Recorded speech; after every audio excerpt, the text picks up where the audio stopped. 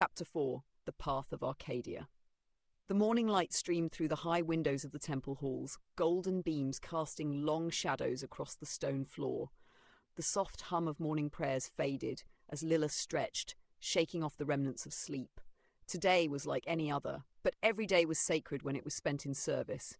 She rose, smoothing the linen of her robes, and made her way toward the children's quarters. The halls were filled with the quiet murmurs of waking children, the shuffle of blankets being thrown aside, and the occasional protest from the sleepier ones. "Up now," Lilla called gently, clapping her hands together. "The day will not wait for you, and neither will breakfast." A few groans rose from the beds, but the children knew better than to linger. They were wards of the temple, taught discipline and routine, and though they were young, they understood the virtue of diligence. Lilla moved between them, guiding them toward the bathing chambers, where clear, enchanted water poured into stone basins, cleansing without waste. She helped the younger ones scrub their faces, straightened the tunics of the clumsier ones, and ensured that each child left clean and ready. The scent of fresh bread and honey drifted in from the dining hall, where the morning meal was being laid out. The children ate heartily, the sound of clinking wooden bowls filling the room. Lilla moved among them, refilling cups of warm goat's milk and breaking pieces of fruit for the smaller hands. It was a simple life, but it was good. And then came the questions. Dietro was among the first to finish his meal, his wild brown curls still damp from his bath, his green eyes glimmering with curiosity. He was a child of the forest, taken in after his family had vanished in a storm years ago. A nature-loving boy, always barefoot when he could get away with it, and always with a pocket full of stones, leaves, or tiny creatures he had saved from careless hands. "Lady Lilla," he said between bites of fruit, "what kind of places did the city go through? If it was always moving, then where did it move to?" The other children perked up, eyes turning toward her with the same curiosity. Lilla wiped her hands, setting her bowl aside, and smiled. "Arcadia did not wander without purpose," she said.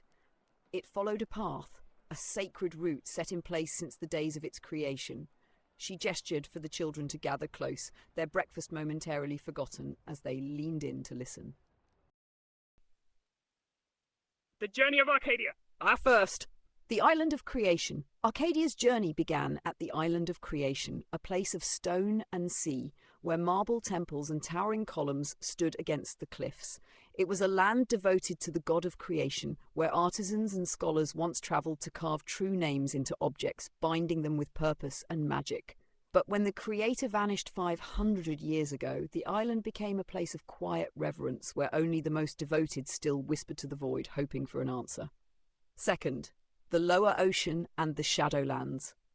From there, the city would travel across the lower ocean, where the sea's vast expanse met the jagged cliffs of the Shadowlands, a place of dark beauty where monsters and demons resided. But fear not, they were bound by the rule of the succubus royalty, who kept order with laws as rigid as steel. Though dark creatures roamed, they did not cross beyond their borders, for the White Mountains stood in their way. The White Mountains and the Black Wall. Rising like the spine of the earth, the White Mountains formed the natural barrier between the Shadowlands and the rest of the continent. Nestled within them was the Great Black Wall, a mighty construct that ensured no monster would cross into lands where they did not belong. Arcadia would pass along this path, watching the shadowed lands behind and the free lands ahead. Fourth, the scrap fields and the Colossus city. Beyond the mountains lay Elysium, once the home of the first kings of men, now nothing more than the scrap fields, a graveyard of old technology and lost empires. It was here that Arcadia would rest when repairs were needed, drawing from the ancient remnants of past civilizations. From there it would travel to the Colossus city, home of the followers of war, where warriors trained beneath massive stone statues, each carved in honor of battles long past. Fifth, the Emerald Valleys and the Emerald City.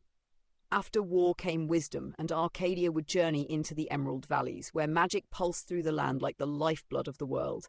At its heart stood the Emerald City, the grand home of the followers of magic, where arcane secrets were studied and protected.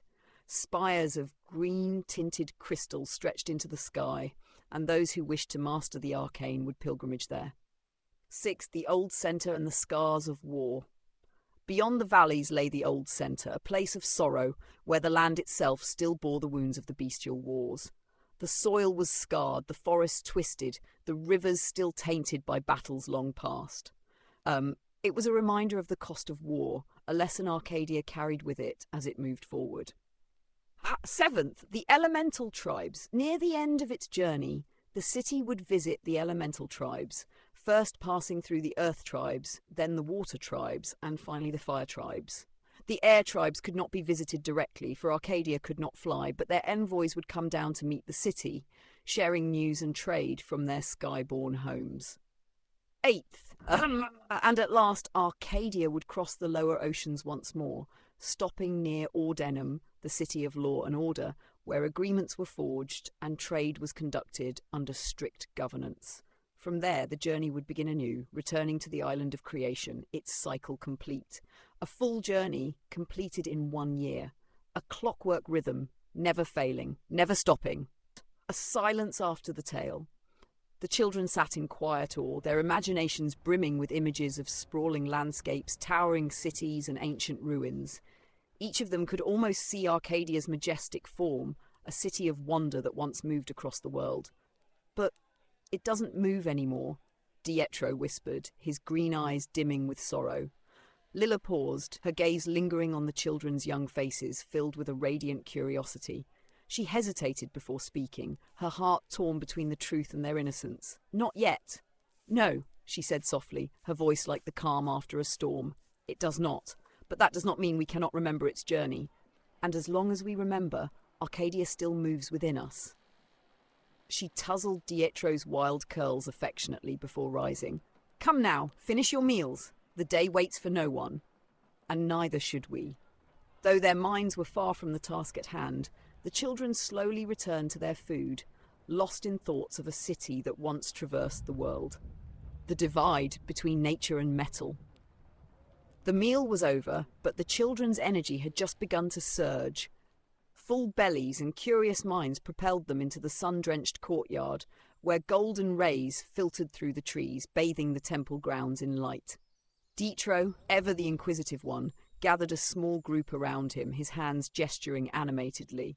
His voice rang clear across the courtyard, drawing attention. But why didn't the walking city go into the forests, he asked, his brow furrowing as his mind turned the question over. It went everywhere else, the oceans, the mountains, even the scrap fields, but never the woods. The children exchanged glances, some shrugging, others offering half-formed ideas. Lilla stood by the tall, arched window of the hall, watching them with a quiet smile. She let their conversation flow for a moment before stepping forward, her voice gentle but firm. And what do you think the goddess of nature would say, she asked, if a great metal city, larger than any beast, heavier than any creature, walked into her forests? A silence descended as the children contemplated her question. One by one they voiced their thoughts. Maybe she would get scared, said a younger girl, her wide eyes reflecting wonder. It would be like a giant stepping into an ant's home. No, another child disagreed. She wouldn't be scared, she would be angry. She would call the trees to stop it and the roots to trip it. Maybe she would talk to the city first, a boy suggested cautiously. Maybe she would want to know why it had come. Lilla nodded, her smile encouraging their ideas, then listened as one child spoke more quietly. I think technology and nature are not friends, they said softly. Maybe they were never supposed to be. A hush settled over the group. Some children frowned, others nodded, deep in thought. Lilla sighed and stepped away from the window, joining the group in the courtyard. She knelt beside Dietro, her robes pooling around her feet, and rested her hand on her knee. You may be right, she admitted. The paths of nature and technology do not always walk side by side, and sometimes, when two forces cannot agree, they go their separate ways. Her gaze shifted beyond the children toward the distant scrap fields, the final resting place of Arcadia, where rust and nature tangled in a silent battle. Perhaps that is why the forests reclaim the land where Arcadia fell, she said quietly. Why the trees and vines crawl over the metal, and the wind whispers through shattered towers. It is a reminder that the world moves on, whether we walk with it or not. The children sat with her words, gazing toward the unseen fields. Then, as children do, they soon broke the silence, returning to their games, their laughter filling the courtyard. Lilla remained, her heart heavy with memory. For them, Arcadia was a story, but for her, it was a piece of the past that could never truly fade. The afternoon at the orphanage unfolded like a well-worn story, steady and familiar.